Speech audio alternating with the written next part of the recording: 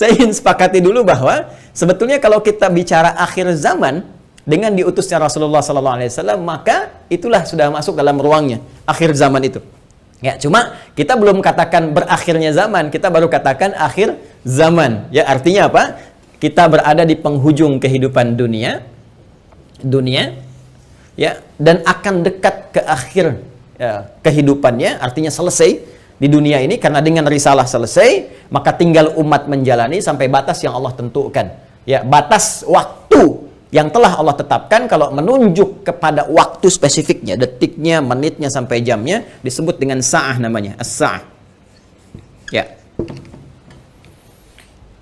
Nanti di periode ini ada kejadian-kejadian, ya, di mana segala hal bisa muncul, ya, bisa terjadi banyak hal nanti kita sebutkan, baik itu nanti huru-hara, baik itu banyak musibah, baik itu nanti selesai kehidupan, wafat, bangkit, sesuatu terjadi. Sesuatu yang banyak terjadi, bangkit dan sebagainya disebut dengan qiyamah namanya. Ya, asalnya qiyam, sifatnya ditambah ta disebut dengan qiyamah. Karena itu nanti peristiwanya disebut dengan yaumul qiyamah. Yaumul qiyamah. Ya. Nanti ada surah Al-Qiyamah, surah ke-75, gitu kan? La uqsimu biyaumil qiyamah. Ini peristiwanya. Tapi kalau kita ingin menunjuk kepada waktunya spesifik, ya, berakhir nih waktunya, selesai, sehingga terjadi kiamat yang dimaksudkan. Kita serap ke dalam bahasa Indonesia menjadi kiamat. Ya, berakhir waktunya disebut dengan sa'ah. Sa'ah menunjuk kepada, kalau sekarang dalam bahasa Arab standar sekarang sa'ah disebut jam. Ya, jam ada detiknya, kan sa'alan. Jam berapa sekarang? Ya, sampai ke detiknya, sampai ke menitnya dan seterusnya, itu menunjuk kepada waktu ini disebut dengan sa'ah. Ya, karena itu teman-teman sekalian, ketika Allah menegaskan kapan terjadi tepatnya terjadi kiamat ini, menunjuk pada waktunya, itu hanya milik Allah Subhanahu wa taala, prerogatifnya. Ya, karena itu di Quran surah ke-31 Luqman, di ayat ke-34, ayat terakhir, hal pertama dari 5 hal yang menjadi hak prerogatif Allah, kalimatnya langsung menggunakan kata sa'ah. Innallaha 'indahu 'ilmus sa'ah. Ini. Kalimatnya menggunakan apa? Sa'ah. Ya, di hadis Muslim, nomor hadis yang ke-8, disebut dengan hadis Jibril, ya, alaihissalam, ketika beliau bertanya mengonfirmasi kepada Rasulullah, ya, Sayyidina Muhammad sallallahu alaihi wasallam, bertanya tentang kapan tepatnya terjadi kiamat. Maka kalimat terakhirnya ketika bertanya tentang iman, Islam, ihsan, mata sa'ah. Mata sa'ah, kapan tepatnya terjadi kiamat? Nabi menjawab, mal mas'ulu anha bi'alama minas sa'il. Kenapa penting saya sebutkan ini? Nah, ada langsung firman Allah dalam Al-Quran, pembuka satu surah, di surah ke-54, Al-Qamar. Ya, Al-Qamar. Dalam pandangan Allah, Allah menyebutkan bahwa ketika Rasulullah diutus sebagai Rasul di akhir zaman, artinya zaman ini terakhir dalam kehidupan, nggak ada nanti umat yang baru lagi, nggak ada Rasul diutus lagi dan sebagainya. Itu sudah Allah mendeklarasikan satu pembuka kalimat dalam firman yang sangat singkat tapi tajam sekali. Iqtarabatis sa'ah. Iqtarabatis sa'atu wansyaqqal qamar. Quran surah ke-54 ayat yang pertama. Jadi Allah sudah menyampaikan sejak Nabi SAW diutus kurang lebih 15 abad yang lalu, kan? Allah menyampaikan iqtarabatis sa'ah. Ya, masa itu sudah dekat. Ya, jadi sejak diutusnya Nabi, Allah sudah mendeklarasikan, sudah menyampaikan, ya, menginformasikan pada seluruh hambanya bahwa ini kejadian ini sudah dekat. Ya, dengan diutusnya Rasulullah, bahwa zamannya akan berakhir. Cuma dekatnya dalam konteks firman Allah dengan pandangan kita tentu sangat berbeda. Ya, karena dimensinya tidak serupa, sifat-sifatnya jauh berbeda, kan? Maka demikian pula memahami firman Allah tidak menggunakan pendekatan akal manusia. Jangan kita katakan dekat dengan ukuran kita, tidak. Lihat ukuran Allah. Ya, di mana ukuran Allah? Lihat surah Al-Ma'arij misalnya, ayat yang ke-6. Innahum yarawnahu ba'ida wa narahu qariba. Ya, mereka melihatnya masih panjang, kami melihatnya dekat. Kenapa? Karena ukuran waktu di sisi Allah, ya, itu sudah nggak pakai ukuran standar manusia lagi. Beda dimensinya. Ya, kita keluar dari wilayah kita di Indonesia dengan Malaysia sudah beda 1 jam. Ya, kita bisa ke Amerika, ke Kanada, itu sudah beda terbalik. Bisa di sini siang, sana malam. Ya, baik. Jadi apalagi kita ukur dengan konteks kehidupan akhirat. Ya, ya, ketika Allah berfirman dengan kita di sini, ya, antara kehidupan di luar bumi, di langit saja misalnya, itu yang sudah tidak ada gravitasi lagi, sudah gravitasi 0, itu perbedaan waktunya sudah berbeda jauh. Makanya ketika Al-Quran menginformasikan fi yaumin kana miqdaruhu alf sanatin mimma ta'udun, ya ada 1 tahun bisa beda 1000 tahun. Dalam konteks orang dihukum di neraka bisa setahunnya, seharinya serasa 50.000 tahun, sehari bisa 1000 tahun. Artinya kalau Allah katakan misalnya 7 hari, berarti masih 7.000 tahun ya. Ya, 2 hari berarti masih 2.000 tahun dalam konteks terkecilnya, dalam pandangan kita. Tapi kita tidak tahu kapan itu terjadi. Secara singkat, Allah sudah mengatakan bahwa sejak Rasulullah SAW diutus, ini keadaan sudah akhir zaman. Ya kan? 1. Dan sudah mendekat kepada kiamat. Cuma dekatnya itu kapan waktunya, kita tidak tahu. Dalam pandangan Allah dekat, dalam pandangan kita ngitung dari masa Nabi ke sini masih 15 abad, belum kiamat juga, ya kan? Sekarang belum kiamat juga, makanya jangan tanya tentang waktunya. Ya, yang ditanya persiapan kita apa? Ya, kalau Anda bertanya tentang waktu pada sesuatu yang sudah diatur, kaidah mengatakan sesuatu yang sudah diatur, jangan banyak ditanya lagi. Nanti menjadi semakin tidak teratur keadaan Andanya. Ya, matahari terbit dari timur, tenggelam di darat, masih Anda tanya kenapa terbit dari timur? Itu kurang kerjaan. Kurang kerjaan. Ya, kenapa malam gelapnya? Itu kurang kerjaan. Jelas ya? Kenapa? Karena sudah kita mengerti, itu ma'lumun bid-darurah, sudah dipahami, sudah dimengerti. Naluri kita sudah bisa membaca, akal kita sudah mengetahuinya, ditanamkan dalam diri kita. Karena itu, sesuatu yang sudah Allah atur, jangan ikut-ikut mengatur lagi. Ya, Nabi pernah ditanya tentang kiamat, Nabi tanya, bagaimana persiapan kamu kalau terjadi besok? Jangan tanya waktunya. Karena Allah rahasiakan semua itu supaya memberikan getaran pada jiwa kita dan katalis pada diri kita untuk meresponnya dengan semangat beramal dan menyiapkannya. Itu poinnya. Baik, jadi kalau kita sudah pahami ini semua, bahwa kita hadir saat ini, aktivitas kita ada di penghujung zaman, artinya memang kita sudah berada di akhir zaman, tapi kita tidak tahu kapan zaman berakhir. Tapi kita bisa melihat tanda-tanda yang disampaikan Rasulullah SAW di setiap perubahan-perubahan yang terjadi di akhir zaman itu. Perubahan-perubahan inilah yang menjadikan kita mesti menghadapi tantangan-tantangan yang dimaksudkan. Karena setiap era perubahan tadi itu ada tantangannya tersendiri, tahadiyatnya sesuai dengan karakteristik umatnya. Nah, pertanyaannya, apa yang diinformasikan oleh Rasulullah di zaman beliau berupa tantangan-tantangan, sampai perubahan-perubahan setelah masa-masa beliau kemudian wafat, bagaimana prediksi-prediksi yang disampaikan oleh para sahabat, ini yang coba kita uraikan. Dan di antara uraian itu, ada yang teman-teman sebut dengan petaka-petaka. Ada yang kita istilahkan dengan musibah-musibah. Seperti apa musibah yang digambarkan itu di setiap waktu-waktu yang berganti sepeninggal Nabi SAW, itu yang coba kita turunkan. Lalu kita akan mengaji bagaimana Nabi memberikan petunjuk kepada kita dengan izin Allah Subhanahu wa taala, saking sayangnya kepada kita, supaya setiap umat yang mengalami masa-masa itu lulus menghadapi ujiannya. Itulah rahman Allah Subhanahu wa taala. Itulah di antara sifat Rasulullah yang disebut dengan rahmatan lil alamin. Saking cintanya kepada seluruh pengikut beliau, umat beliau, maka beliau memohon kepada Allah diberikan petunjuk oleh Allah, begini, setiap era ini nanti akan ada begini. Nanti kamu akan hadapi begini. Begini cara menghadapinya, begini cara menjaganya. Kalau kita lakukan itu dengan baik, maka Allah akan menyelamatkan kita dari keadaan-keadaan yang dimaksudkan dan lulus kita ujian sampai kita menghadap kepada Allah Subhanahu wa taala. Kehidupan ini sebentar. Ya, sebentar. Jadi kalau kita terlampau banyak mainnya, sayang. Ya, pada akhirnya kan selesai. Karena itu patut kita menata diri dengan baik supaya maksimal kita bisa hadapi. Nah, mari kita turunkan. Kalau sudah paham ini, mohon maaf ya, saya izin hapus dulu. Bismillah. Saya berikan kesimpulan dulu sejenak.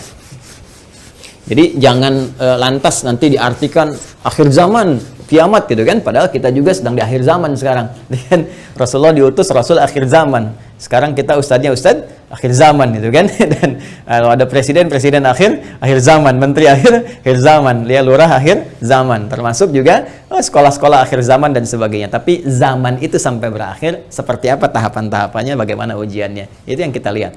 Ya. Ini kesimpulan pertama, 1 tentang akhir zaman sudah kita bahas. Ya. Adalah satu era terakhir, ya. Era terakhir dari umat manusia yang beraktivitas, ya kan, di bumi. Ini dia, era terakhir dari umat manusia yang beraktivitas di bumi. Jelas ya? Nah, ditandai dengan diutusnya Rasul terakhir, yaitu Rasulullah Sayyidina Muhammad sallallahu alaihi wasallam, kan? Sallallahu alaihi wasallam. Nah, kemudian karena siap Rasul itu membawa petunjuk, juga diberikan petunjuk berupa hudan terakhir. Nah, itu berupa Al-Quran. Karena Al-Quran pun ketika diturunkan Allah menyebut dengan hudan. Buka Quran surah kedua Al-Baqarah di ayat 185. Syahrul Ramadan alladzi unzila fihi al-Quran hudan linnas. Ya, hudan linnas wa bayyinatin minal huda wal furqan. Baik, sekarang dari sejak diutusnya Rasulullah sudah masuk akhir zaman, bagaimana perjalanan? Nah, kalau kita turunkan dari sini di masa Rasulullah SAW, Rasul ya SAW sampai dengan kita sekarang, ya. Sampai kita sekarang di masa kini kurang lebih ada sekitar 15 abad.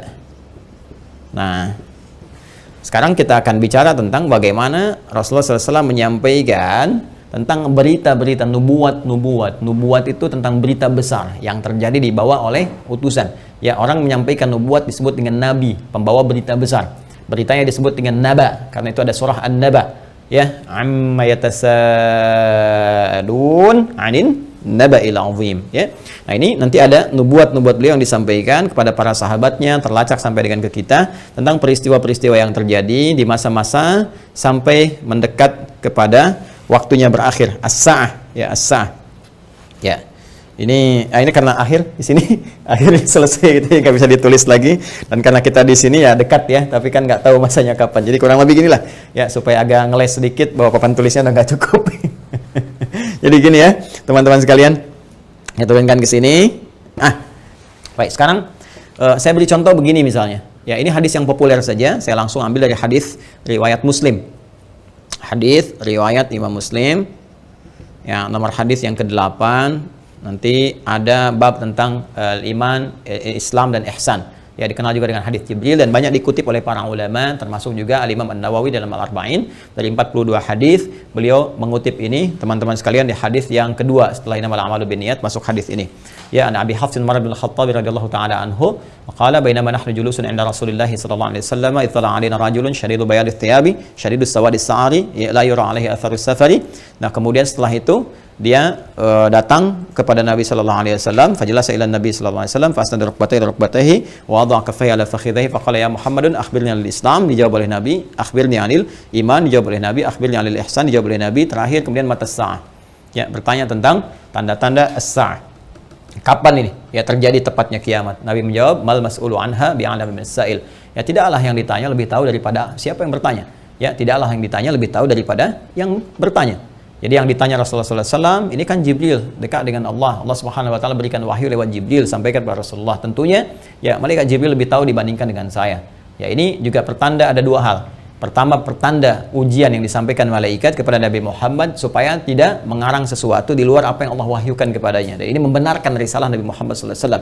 Yang kedua juga salah satu pertanda bagaimana ta'zimnya, ya, kagumnya malaikat Jibril pada Nabi Muhammad karena merasa Rasulullah lebih dekat dengan Allah Subhanahu Wa Taala. Bagaimana dipuji dalam Al-Quran, wa innaka la'ala khuluqin azim, dijamin surga sebelum wafatnya, inna a'tainakal kautsar. Ya, tentu ada pertanyaan dari malaikat, nih hamba luar biasa disayang Allah, dan hamba manusia yang sudah pada tingkat tersayang dari Allah itu melebihi malaikat. Karena itu ketika Adam alaihissalam ya diuji oleh Allah, diminta, ditanya ini apa, ya, Al-Baqarah di ayat yang ke-31 itu, wa 'allama Adam al-asma'a kullaha, dan seterusnya sampai ayat 33, maka malaikat kan diminta sujud hormat. Ya, 34-nya, wa idz qulna lil malaikati isjudu li Adam fasajadu, kan? Maka mereka diminta sujud hormat kepada Adam alaihissalam. Apalagi Nabi Muhammad sallallahu alaihi wasallam dengan segala puncak ketakwaan dan kedekatannya kepada Allah, maka mengkonfirmasi malaikat karena melihat bagaimana kedekatan Rasulullah dengan Allah Subhanahu wa taala. Tapi tetap Nabi dengan tawadhu mengatakan, mal mas'ulu anha bi'alam minas sa'il. Ya, kemudian bertanya an amaratiha, maka akhbirni, ya, an amaratiha, maka sampaikan kepadaku. Ya, informasikan maksudnya kepada malaikat Jibril ini supaya didengar oleh sahabat-sahabat yang lain dan disampaikan kemudian kepada generasi setelahnya sampai dengan ke kita. Ya, apa tanda-tandanya? Nah, ini tanda-tanda umum, teman-teman sekalian, yang mencakup kehidupan secara umum, baik itu dialami oleh ahli Quran ataupun bukan ahli Al-Quran. Jadi, ada masa-masa kehidupan dari sejak zaman Rasulullah nanti terus yang akan mendekat kepada as-sa'ah, berakhirnya kehidupan. Apa diantaranya? Ini banyak hadisnya ya. Ini saya baru ambil salah satu, gitu kan? Salah satu. Maka dikatakan misalnya antali dalam turabbataha. Bagaimana seorang pembantu melahirkan tuannya. Ya, di sini para ulama ada yang memahami sesuatu dunia menjadi terbalik. Ya, suatu dunia menjadi terbalik. Kalau kita lihat tekstual kan nggak mungkin, pembantu kok lahiran tuan, kan? nggak mungkin. Tapi ada yang mengartikan banyak hal. Ya, keadaan jadi terbalik. Ya, misalnya, mohon maaf ya, kan biasanya tuan yang mengatur pembantu, sekarang pembantu ngatur tuan. Ya, jadi nanti ditafsir dengan hadis-hadis lain, ketika yang benar disalahkan, yang salah dibenarkan. Kemudian pembantu melahirkan tuan, ada yang mengartikan dengan perzinahan, ya selingkuh antara pembantu dengan tuan, dengan majikannya dan sebagainya, atau majikan memanfaatkan tuan dan sebagainya. Ya, ada kalimat-kalimat seperti itu. Wa antaral khufata rawatal alata. Ya, kemudian Anda bisa melihat kata Nabi sallallahu alaihi wasallam bagaimana pada masa itu orang-orang Badui yang ya dari jauh dari pedesaan tiba-tiba mendapatkan sesuatu yang luar biasa sampai ya tatawaluna fil bunyan, lomba mendirikan bangunan. Ya, ini ada yang memahami bahwa orang yang biasanya mengembala kambing, artinya orang-orang yang desa dari jauh dari apa yang tidak terbiasa dengan hal-hal yang mewah, tiba-tiba sibuk dengan kemewahan-kemewahan. Ya, kemudian nanti ditafsir di hadis lain, orang-orang berlomba-lomba dalam urusan dunia, sampai orang-orang desa pun ada ikut-ikutan, ya, pengen terlibat dalam konteks dunia dan sebagainya, yang biasanya mereka hidup dalam keadaan-keadaan yang serba sederhana dan sebagainya. Jadi situasi-situasi ini situasi umum. Ya, nanti ada hadis terkait dengan banyak menyebar penyakit-penyakit yang menular, yang jarang ada obatnya dan sebagainya. Ini masih persoalan-persoalan umum yang dengan umum ini dialami oleh semua orang. Artinya mau ahli Quran, bukan ahli Quran, ya akan mengalami peristiwa ini. Ya, saat kebenaran mulai tertukar, saat macam-macam dan seterusnya lah. Ya, tapi alhamdulillah kita nanti masih dilindungi dengan hadirnya hadis-hadis lain. Ya, masih ada ulama-ulama. Walaupun nanti mesti hati-hati ketika ulama banyak yang diwafatkan Allah Subhanahu Wa Taala. Sekarang kurang lebih sudah di atas 400 dari situasi pandemi saja di Indonesia saja. Itu bukan yang kaleng-kaleng, itu ulama-ulama yang memang ahli pesantren, ahli dzikir, ahli ilmu dan sebagainya. Mesti hati-hati juga. Ya, alhamdulillah kita masih ada orang-orang yang istighfar, bangun di malam hari, orang-orang yang mendekat kepada Allah, orang-orang yang taubat, masih kita dilindungi oleh Allah. Ya, jadi keadaan-keadaan ini, tapi petunjuk-petunjuk ke arah ini sudah mulai terasa. Artinya Nabi menyampaikan setelah kehidupan beliau akan dialami masa-masa ini.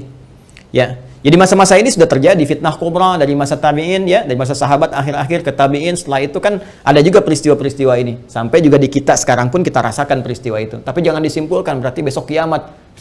Jumat lagi gitu ya. Nah, jangan-jangan ngambil kesimpulan gitu juga. Ada variabel-variabel lain yang harus kita pahami, tapi kita mesti waspada. Ini berupa fitnah. Ini yang saya maksudkan. Ini ujiannya. Ujiannya. Ingat nanti ya, ada fitnah, ada musibah, ada bala, ada ibtala, itu beda-beda. Ya, itu beda-beda. Nah, ingin saya katakan bahwa ini ujian kita di sini. Ini ujian kita. Karena ini ujian kita mesti lulus, teman-teman sekalian. Nah, sekarang dan jangan langsung kita pahami ini kiamat besok ini, tidak. Nabi ingin mengatakan di masa depan ada tantangan-tantangan tuh akan begini. Dan ini kalau tantangan-tantangan ini nggak bisa dihadapi, sudah ini akan menjadi variabel yang mempercepat terjadinya kiamat. Artinya cepat menuju ke arah ini. Ya. Kalau orang udah nggak bisa dikendalikan, nggak ada orang jujur semua, orang semua berperilaku maksiat, orang semua berperilaku fahsya, mungkar dan sebagainya, ini mempercepat. Tapi kalau kita bisa lulus ujian-ujian ini, minimal rahmat Allah kita dapatkan.